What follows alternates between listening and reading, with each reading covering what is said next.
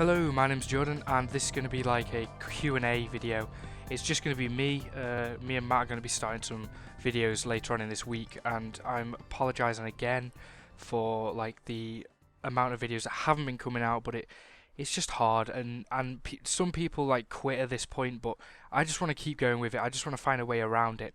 My own channel as well will have COD Ghosts and Battlefield on it, but it's hard to find the time to do everything, and Podcrash is priority because we do get monetized views from it, so it does help me out through university. Anyway, I have about 8 questions here, so I'm going to go through them for this video.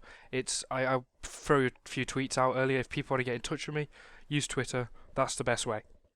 So then, how did you meet at Podcrash, Matt? So, me and Matt met each other through what's it called, like, let's say kindergarten or nursery, back when we were like 3 years old. Our family, like our parents, both spoke to each other, and we got friendly from it, and we just started like going around the house and things like that, and then we went on holiday with them a few times to like camp in Wales and things like that, and we basically just got like I'd like to say, bring out the tissues, lifelong friends. We started out this, but I'll continue that later. So I met Matt through school, basically, as anyone else does in their earlier prime years. So Chloe Patrick asks, how do you come up with such amazing ideas for builds and stuff, e.g. cops and robbers, brackets, the prisons are amazing. Well, first of all, thank you very much. We came up with it through Gizzy, to be honest. Like, he came to us with the idea of cops and robbers because it was a Halo 3 game, so I guess whoever made it on Halo 3 is the one that we should be thanking here. So Gizzy sort of brought that back up from the Halo 3 days, and we just made it, and then we made it again and continued it, and we do have a Cops and Robbers 4 coming out. It's a completely overhauled map, new routes, new ideas, everything. So as soon as, I think it's going to be released around Christmas time, so I'm unsure when, but we're going to be building it and then release it then. So that's how. And as for other ideas, because it does say there, Matt thinks of the potential that can happen with Redstone. We link it in with something that's either already been built, as in a game, so for example, let's just say COD Zombies, and then we implement that into Minecraft, how that could work. So that's how we come up with the ideas. What do your parents and family think of you doing YouTube videos, and would you ever do YouTube videos full time? The parents of mine, my mum doesn't really care, like, in terms of get involved in things. She thinks it's cool that I get monetized views. My dad, however, was the person who actually like signed our contract for Machinima. He was behind us when everyone else wouldn't do what, you know, like what the parents would do, or anyone else wouldn't help us. He was like, you go for it and you do it. As for family, I've got an incredibly caring and understanding family in terms of this. I've got a cousin who has kids who play Minecraft, and they watch you all the time. It's amazing. You've taught my like kid loads, and it's amazing what you're doing, and they find it like really interesting on how we can, you know, get this audience and things, and they think it's amazing. And if this could be full time, then it'd be amazing. So that answers the next part. Would I do YouTube videos full time? Hell yes. Who doesn't want, and I quote Boogie here, who doesn't want money for playing games in their own time, to set it out as a job or to enjoy it and have it like that? Who doesn't want to have that as their lifestyle? It's amazing for me. At the moment though, our views, our everything is low, and I don't want a sob story. I'm gonna friggin' work it out. So that's that. And I did get another question from Squirtle straight after. What are you studying in uni? Because I thought this was, you know, a fair play on a comment.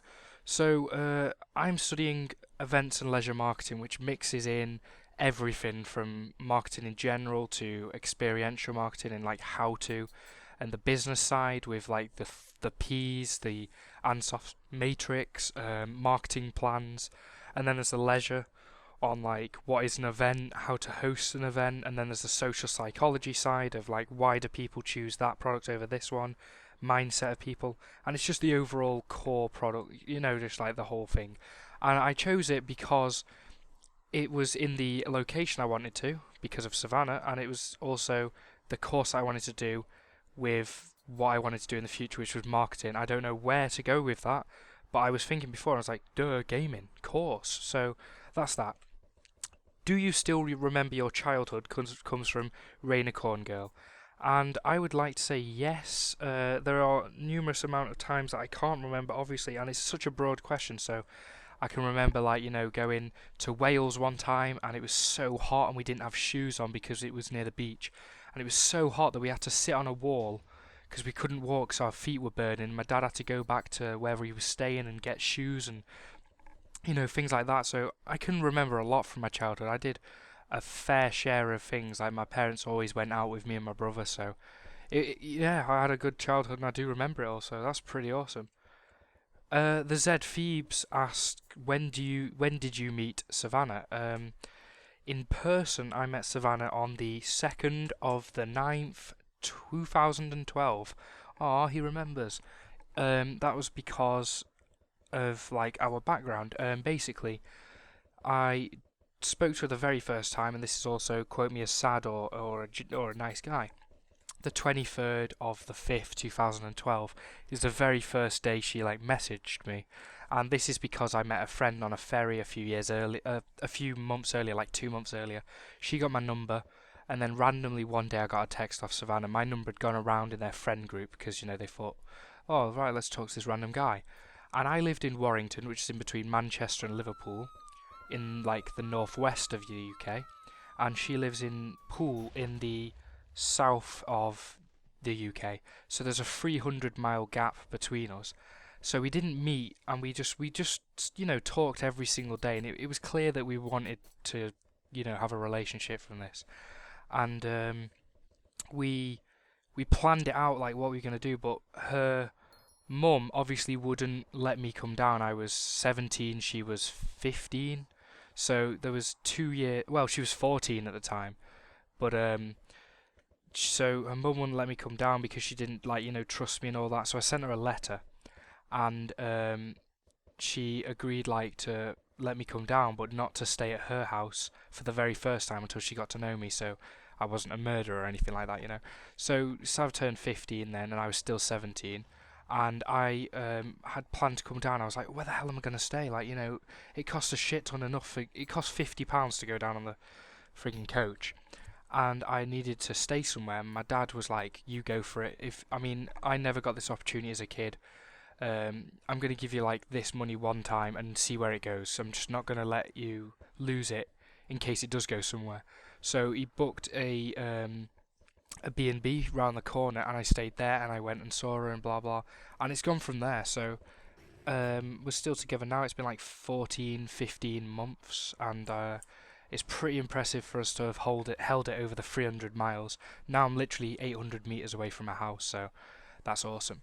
Next question. What gave you the idea to make Cops and Robbers? Now, I did already answer this one. I don't remember the order in which I screenshot these, so I apologise. I did it throughout the day. So basically, just recap earlier on, we got the idea from Gizzy, who got it from Halo 3, and we'd played it on Halo 3, so we were aware of it, but we brought it to Minecraft, and that was amazing. So I think this is the last question now, which is, what made you form Podcrash? Now, we've explained this millions of times, but this is going to be the end of the video, because everyone who doesn't know would like to know. And do you remember how your dad always says the same story? And you're like, Dad, I've heard this thousands of times. This is the one that's going to be imprinted in your head. So if someone goes, how did Podcrash get formed? You guys know. So basically, we've always tried to do YouTube from Halo 3. We did machinimas, but they went crap. I had my own channel. I recorded the screen with a friggin' camera. We stopped because we didn't go through puberty at that point, so our voices were really high, and we were like, nah, we can't do this. And we were really immature. We thought things that we said were funny, but thinking back then, just not. And we didn't have the equipment, so when it came to 2011, we just about to finish school, and we thought, let's start a Podcrash, but we needed the name at the time.